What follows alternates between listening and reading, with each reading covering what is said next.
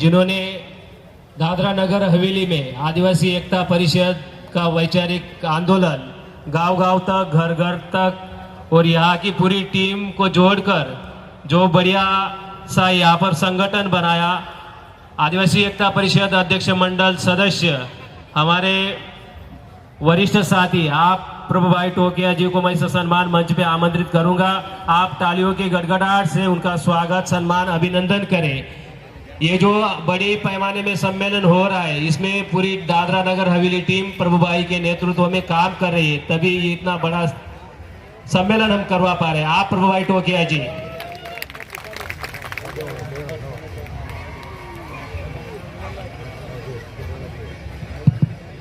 सभी को जोहार जोहार। मैं प्रभु टोकिया दादरा नगर हवेली से, मेरा प्रदेश, ये हमारा शहर, ये हमारा गांव और ये हमारी जमीन, आप सबका स्वागत है। मुझे पता है हालांकि तमाम प्रक्रिया, तमाम प्रोसेस जो सरकार को या प्रशासन को, सिस्टम को, वहीवट तंत्र को तो देना चाहिए। हम एक बार, दो बार, तीन बार रिमाइंडिंग कर करके दिया हुआ है और हमने भी कहा है और कहा था हमारे समाज का प्रोग्राम करने के लिए इन सरकारी बाबुओं का परमिशन की जरूरत नहीं है। आप देते हो तो वेलकम, आप देते हो तो वेलकम। हम संविधान और कानून को मानने वाले लोग हैं और हमारे बाप दादाओं ने संविधान बनाया है। ज्यादा कानून और संविधान हमें मत सिखाओ।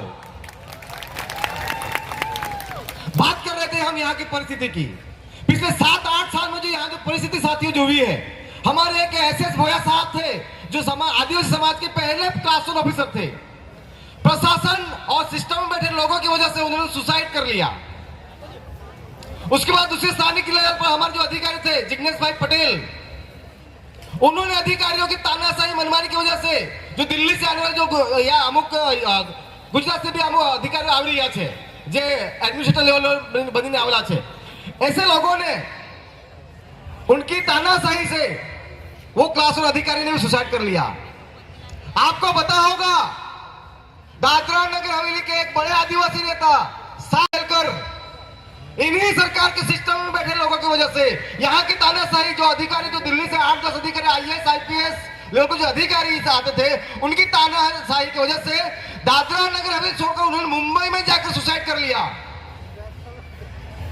उसके बाद से और उनके सामने ही, पुलिस के सामने, रेवेन्यू अधिकारी के सामने ही उन्होंने अपने आप पर डीजल पेट्रोल डालकर सुसाइड कर लिया। जल गए वो और 10 दिन में वो एक्सपायर हो गई। उसके बाद हमारे एक आदिवासी बच्ची जो यहाँ पर बस का ये चलता है, ट्रांसपोर्ट चलता है गवर्नमेंट का, उसमें वो कंडक्टर की कर रही थी। उसके बाद चोरी का आरोप लगाया। दूसरे दिन उनके बाप को, माँ बाप, पिताजी को लेकर बुलाया गया और उनके पिताजी को जाहिर में बोला गया तुम्हारी बेटी चोर है। ये बात कहने की वजह से उनकी बेटी को बहुत सदमा लगा और घर पे जाकर बेटी ने सुसाइड कर लिया। हमारे दूसरे आदिवासी बच्चे अभी 7-8 महीने पहले ही स्कूल में साइंस में पढ़ने वाली बच्ची, टॉप लेवल पे आने वाली बच्ची है, जो 70-80% आने वाली बच्ची, एक शिक्षक ने, उच्च जाति की जो भी शिक्षक ने, उन्होंने उनको अपमान किया। उनके स्कूल के बच्चों के सामने टेबल के ऊपर खड़ा कर दिया, 2 घंटे तक खड़ा कर दिया रखा और वो बच्ची घर पे जाकर उन्होंने सुसाइड कर लिया। मैं ये इसलिए बता रहा हूं, यहाँ के प्रशासन की तानाशाही, मनमानी इतनी बढ़ गई है, ये लोग कोई कानून, कोई संविधान को यहाँ ये लोग नहीं मानते हैं। उन मामलों में अभी तक किसी मामले में एक केस को छोड़कर कोई FIR नहीं, कोई इंक्वायरी नहीं। अच्छा, जब हमारे लोगों के ऊपर केस करने की बात आती है तो खुद पुलिस फरियादी बनती है। हमारे लोगों किसी केस में फंसा रहा है तो पुलिस वाले फरियाद बन जाते हैं, कोई ऑफिसर फरियाद बन जाते हैं। लेकिन जब हमारे लोगों को न्याय देने की बात आती है तो कोई अधिकारी नहीं आते। तो ये यहाँ की वास्तविक, यहाँ की परिस्थिति है। ये सम्मेलन हमारे वही साथी कह रहे थे कि दूसरे राज्यों में, 6 राज्यों में जाना चाहिए। तो हमारे आदरणीय जो 30वें महासम्मेलन के जो अध्यक्ष खरड़ साहब थे, उनको हमने कहा था, हमने निवेदन किया था कि हमारे दादरा नगर वाले के आदिवासियों की समस्या, परिस्थिति बहुत गंभीर है। पूरे देश में एक ऐसा प्रदेश था, दादरा नगर हवेली, केंद्र शासित प्रदेश, जो कि बाहुल्य आदिवासी विस्तार के नाम से जाना जाने वाला प्रदेश था। 80 से 90% यहाँ पर आदिवासी समाज 2020 में केंद्र की सरकार और यहाँ के प्रशासन ने मिलकर यहाँ जो दमन आप देखा होगा, सुना होगा नाम, दमन के साथ मर्ज बनाकर एक जिला बना दिया और आदिवासियों की आइडेंटिटी खत्म कर दी गई। अभी जो हमारा आदिवासी समाज है जो 80-90% था, आज की डेट में मुश्किल से 45 से 50% पर आ गया है। ये जो विकास की बात करते हैं कि आदिवासियों को विकास करना है, उत्थान करने की बात करते हैं और औद्योगिक इकाई लाने के बाद ये लोग टैक्स फ्री जोन घोषित करते हैं। टैक्स फ्री करने से यहाँ से करीब 2,500 से 3,000 इंडस्ट्रीज आती है। मैं आपको यहाँ मन से बता दूं, केंद्र की कोई भी सरकार आए और आदिवासी समाज की अगर उत्थान की बात करते हैं और टैक्स फ्री की बात करते हैं तो आप समझ लो कि आदिवासियों को खत्म करने के लिए ये लोग टैक्स फ्री जोन घोषित कर रहे हैं। इसलिए जहां कहीं भी अगर टैक्स फ्री की बात करते हैं कि आदिवासियों को उत्थान के लिए, आदिवासियों के विकास के लिए हम इस विस्तार को, इस जिले को टैक्स फ्री कर रहे हैं, तो वहां पर आप खड़े हो जाइए, तैयार हो जाइए। परिस्थिति यह खड़ी होगी यहाँ पर। तो साथियों, कई बार मैं सुनता हूं, मैं एमपी बन जाऊंगा तो मैं ये करूंगा, मैं मिनिस्टर बन जाऊंगा तो ये कर लूंगा, मैं एमएलए बन जाऊंगा तो ये कर लूंगा।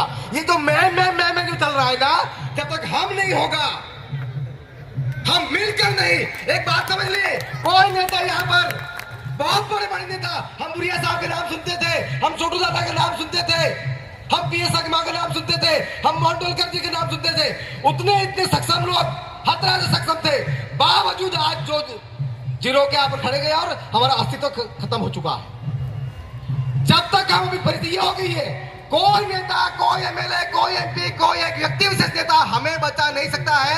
यहाँ जो आए हैं, यहाँ जो साथी है, ये अच्छे से समझ लेंगे, मेरे साथ घूमने वाला, मेरे साथ आंदोलन करने वाला अगर एमपी एमएलए बन जाएगा तो मैं समाज को उत्थान हो जाएगा। नहीं, उनके साथ 10, 20, 50 लोग घूमने वाले को उत्थान हो जाएगा, लेकिन समाज को उत्थान नहीं होगा। अगर ऐसा कोई नेता कह रहा है तो वो समाज को गुमराह कर रहा है, ये आप अच्छे साफ समझ लिए। दूसरे दिन मुझे जो बात करनी थी साथियों, ज्यादा समय नहीं लूंगा। आदिवासियों को अभी अगर आप देखो, आजादी के बाद सबसे बड़ा आंदोलन हुआ किसान आंदोलन। 700 किसान शहीद हो गए और सरकार के पेट का पानी नहीं हिलता है। क्या बात करते हैं, एक साल तक फोरेंसिक को फायदा ये मिलता है, उनको सपोर्ट मिलता है, खाने पीने के लिए सहयोग मिलता है। वो आंदोलन 1 साल तक चला, 700 किसान मरते हैं और सरकार में बैठे लोगों का पेट मिलता है। तो आप समझ लो हमको किस दिशा में जाना चाहिए।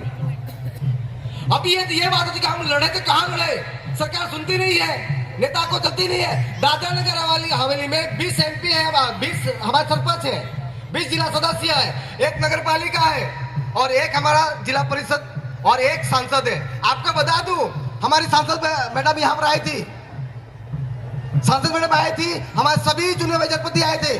आपको बता दूं, सभी सरपंच से लेकर हमारे सांसद तक एक रोड का खड्डा भरवाने की ताकत नहीं, और वो बात करते हैं। मैं ये उसके अगेंस्ट में नहीं बोल रहा हूं, वो कोशिश कर रहे हैं लेकिन प्रशासन उनको तवज्जो नहीं दे रहा है। तो आप क्या बात करते हो यहाँ पर? तो इसलिए हमने कहा था आदिवासी एकता मूवमेंट के साथ में काम कर रहे हैं। हमने कभी भी पॉलिटिक्स को हमने महत्व नहीं दिया। जहां समाज है वहां हम खड़े रहेंगे और बात करेंगे और काम करेंगे। इस सोच के साथ में हमें पूरे देश के साथ साथियों को